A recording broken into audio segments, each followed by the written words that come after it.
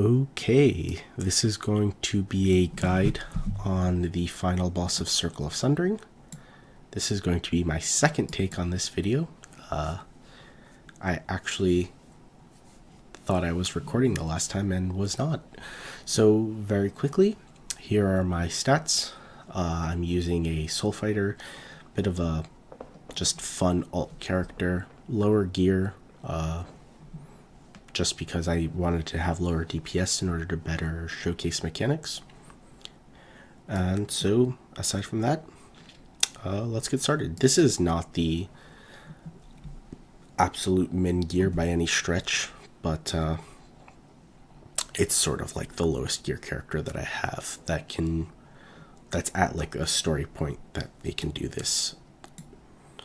So to begin with, we're just going to start hitting the boss. And here we see the boss's first attack. It's a two-part attack. It's just a first frontal hit followed by like a burst of explosion. One key thing to note about the boss's attack is if you're looking at the boss's red range indicator, you can see that there is a portion of this attack that sort of extends behind the boss. And so if you stand directly behind the boss, like here for example, you're still going to get knocked up. Another thing to note about this boss attack and several attacks that the boss does is that they provide a debuff if you get hit called a wind scar. This wind scar is kind of an overused mechanic, functions very similar to a punishment. Basically you get a dot on you and that's about it. 2 stacks of the dot is usually survivable. After that, things tend to get quite a bit trickier in terms of staying alive. But he uses this attack fairly often, so it's going to become important that you get used to the fact that you need to keep some distance between you and the boss. If you look, I'm standing like 4 meters behind the boss, which is perfectly safe. So second hit is also fairly easy to dodge. It's a 2-pulse knockdown. The first one being sort of at like his melee range, and then the second one being at the further range. You just simply QE this. I don't know why, but I got hit by this because, I don't know, I wasn't iframing. Third hit is pretty much the first hit, and then he tries to do a knock-up on you. Here I just counter. I'm using the third counter for Soul Fighters. If you want, you can use Chi Cloak here and block this, or if you're playing any class with a regular block, you can use that here as well. But this is a fairly easy place to counter. So I just counter. Then he does Chi Cloak himself. Nothing special. It's not a counter or anything. It just blocks frontal hits. So get behind him, and now's a good time to do some good damage. After that, he's going to repeat his rotation. With one exception, here you're seeing that he's doing his first attack twice, and he's then going to go back to normal. Again, I missed that. I know there's instances here where I do successfully QE that, so you can take my word for it now, but you'll see it in the future. You can QE that fairly easily. So again, just keeping a safe distance, he attempts the knock up, Chi Cloak. Now's the good time to get some DPS. And again, rotation resets up until here. So periodically, he will cancel his rotation and do this room-wide multi-hit attack. These attacks do a ton of damage, and the best way to deal with them is to just sort of hold on to your persistent iframes. And so your bubbles, so for me, you're going to see me use my C, but for other classes like Blade Masters or Assassins, you're just going to want to hold on to your long duration cooldown. So your multi-slashes and your lotus kicks, you're going to want to save them for this moment. So here you see I pop my C, 1, 2, 3, 4, 5. This double hit attack is important. It inflicts a knockback. You see here that I'm going to get hit by it, or am getting hit by it. And so this is going to proc his anti-rage mechanic. If you stand too far from the boss, he is going to attempt to jump on you. And that happens even if you quickly gap close. So what you're going to do is you're going to want to dodge the right attack and then hold off. Wait for the second explosion, because that second explosion is what's going to pop the wind scar. So if you get hit by the first attack, you're guaranteed to take the wind scar and the second hit. But if you can iframe the first attack, you can just, stand back, wait for it to happen, and then go back in. So because of the range mechanic, his rotation has reset. So he does his first attack, his knockdown double pulse. Here you see me finally get it right. Then he's going to do his third attack, which is his first attack again, his attempted knock up, followed by his cheek cloak, which is again a good time to do some DPS. And we're going to repeat this up until 75%, which is when he'll do his mech face for the first time, which is happening right about nowish. So at 75, 50, and 25%, he will jump to the center of the room and perform his mech phase.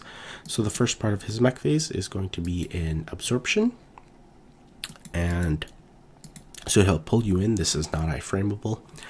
And what you're going to want to pay attention to is he's sort of charging up for like a Kamehameha-esque attack.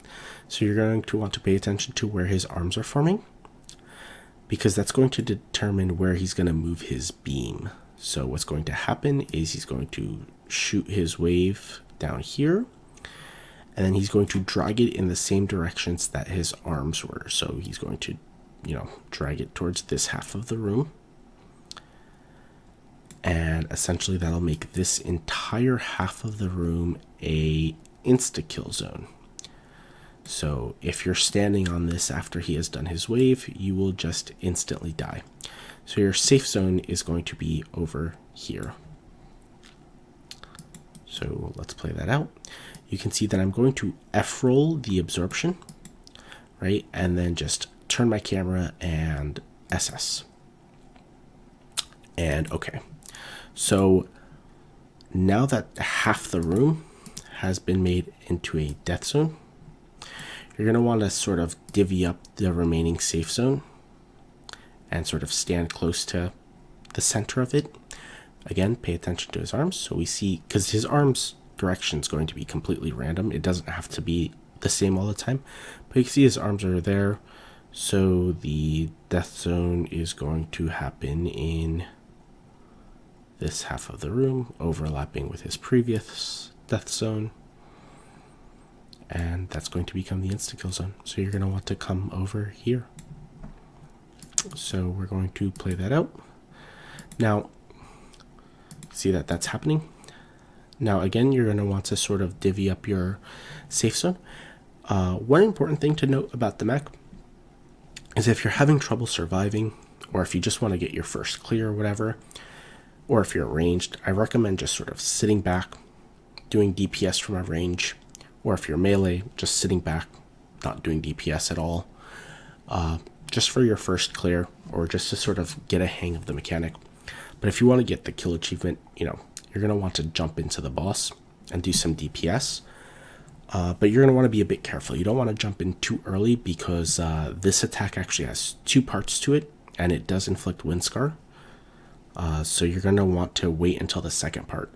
So here again, he's going to charge up. So we can see that his arms are over here. So you can see that the wave is already over here, and you can even see the second part already over here. And so this is going to come here, do a 180, and make that a insta-kill zone. And so we're going to see the two parts of his attack as well. So there is the first part. It's sort of like a shockwave out, followed by the second part right there, which is the actual beam. So if you go in after the, just sort of the shockwave comes out, you're going to get hit by the beam. So make sure you wait until for the beam to form before going in and doing DPS if you're melee and you want to aim for that kill achievement. So at the very end, he's just going to do the same thing he did at the beginning of the mech phase, which is just sort of suck you in before doing the mechanic. So again, we can see his arms forming here. Wave is going to come here, make this a death zone. Your safe zone is going to be over here. So you can see that. So here I have tabbed. That is perfectly fine. I probably could have waited a second and F-rolled, but I tabbed and I move. Well, actually my SS was on cooldown, so it's probably better that I did tab and just walk away. And so to finish up the mech phase, the room will go dark. And if you're paying attention to the boss, his CC bars have opened up. And you're going to want to double CC him. Otherwise, if not, he will just insta-kill you. So I'm going to knock him down. And then we're going to pretty much go back to normal. So his first attack, again, keeping some distance so that we don't get knocked up. Second attack is going to be the double shockwave. You can see I have been actually iframed it this time. Third attack will be pretty much the same as the first. And then he's going to attempt to knock up. So I'm going to use my 1. And he's going to do his cheat cloak. So this is some good time to get DPS. And this attack is brand new. So after 75% phase, he is going to, after doing his cheat cloak, do a double knockback attack. You're going to want to, it is a yellow attack as you can see.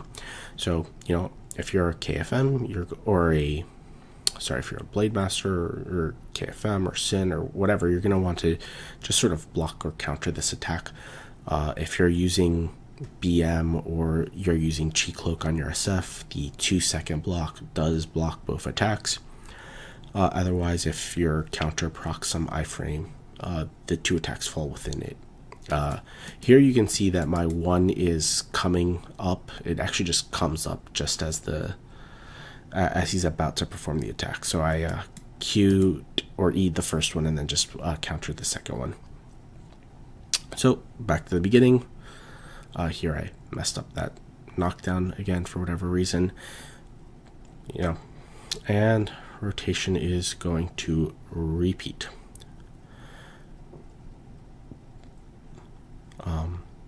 And of course, remember, periodically he will do his 5-hit attack that it induces a knockback. So there you go. You see, this time I actually did iframe it to avoid the knockback, which is a good thing. And he's going to do his rotation. Now he hits 50%, so he's going to do his mech phase. His mech phase changes never, so it's going to be the exact same thing. We can see that he has sucked me in. I'm going to F-roll. You can already see that my F-roll is on cooldown because I'm using it. Hands are over here. Wave is going to come here. And it's going to make this a death zone. So our safe zone is going to be here. So if we play this out, see that I once again F-rolled, turned my camera, assessed into the safe zone. And remember that because he has made sort of this half of the room a death zone, we're going to divvy up our safe zone into 2 halves so that we have ample room to move. So he's going to do the same thing we saw based off of his arms where the death zone is going to be. So I'm just going to move towards his shoulder. Same thing, divvy up the safe zone. Once again, he's actually been quite generous here. He's been doing them all in the same directions, which sort of opens up your safe zone. And for the very last one, he's going to suck you in just like he did at the very beginning. You can see here, I tab and just walk away, again going towards the shoulder side. And then his CC bars are going to open up. So we're going to CC him so he does not insta-kill us, and we're going to go back to normal. First hit, the second hit, knockback wave. The third hit being the same as the first one. The attempted knockup, followed by the cheat cloak. Now, here, I actually mess up. I am expecting the knockback wave. the double hit where he knockback where he jumps into the air, but he's actually gone back to his first attack. So here you're going to see me actually mess up and get knocked down. So you can see this is what happens when you mess up. You get a wind scar. It lasts 30 seconds. And like I said, it applies a dot. And usually 1 to 2 is okay. After that, it becomes a bit of an issue. So that happens. Then I mess up again, this time getting knocked back. And as a result, he's going to do his anti-range mechanic. So remember that he jumps to you. And then and then after he lands there, he's going to attempt to apply a wind scar on you. So you hold back before jumping back in. And then he's going to do his rotation. It's reset, obviously. So the first hit, making sure to stay away, get some safe distance so that we don't get another stack of wind scar, because at 3 stacks it's quite lethal. And this is a double knockdown wave. And the third attack being similar to the first one. And then the attempted knockup. And then here he has done his, he's going to do his ground pounds. So we pop our persistent iframe, which for Soul Fighter is our bubble. Remember that if you're playing like a BM or a Sin, you're going to use like your multi-slashes or your lotus kicks or whatever your long iframes are. All right, and we're going to make sure that we iframe the last one so that we do not get knocked back. Especially because at this health, it would probably just kill us. But even if we were quite healthy, we wouldn't want to proc the anti-range mechanic. So he's done his chi cloak. And you can see here that I'm actually about to die. So these potions right here that you see on my toolbar, the strong instant HP potions, are quite useful for this fight, especially while you're practicing, or if you mess up and you get your 2 wind scars. Because I'm playing SF, I just went ahead, proc my Ice Helix, and then I'm just going to heal myself with X. But otherwise, like I said, those potions are quite useful. So here you go, I healed myself. And wind scar's about to die out, which is great, so he's going to use his first attack.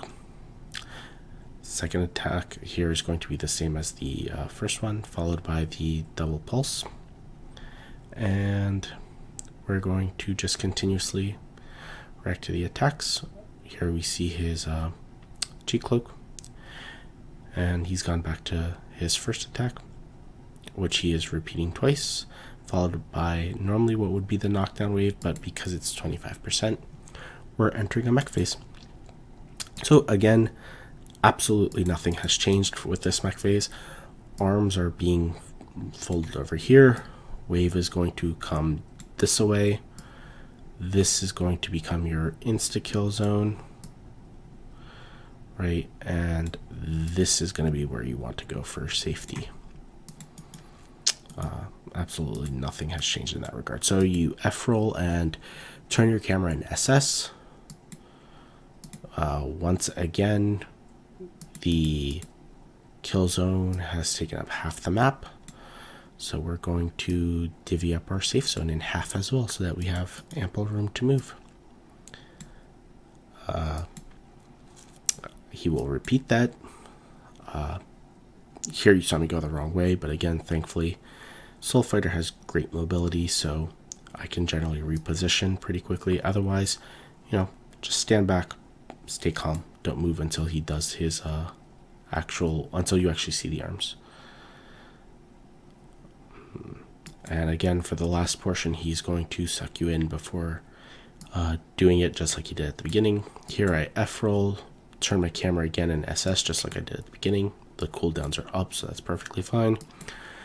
Then we're going to wait, room goes dark, and we're going to CC him. I guess this time I stunned him because I was already in range stance from the SS. And we're going to go back to normal. So first attack, careful with the wind scar. Second attack, the knockdown wave. Third attack being similar to the first, the attempted knockup, the cheek cloak. And then here you see he's going to go back to attempting to knock you back with a double hit. My 1 has come off cooldown, so I QE just because my 1 was coming off cooldown just as the attack was about to launch. First hit. Second hit is the knockdown.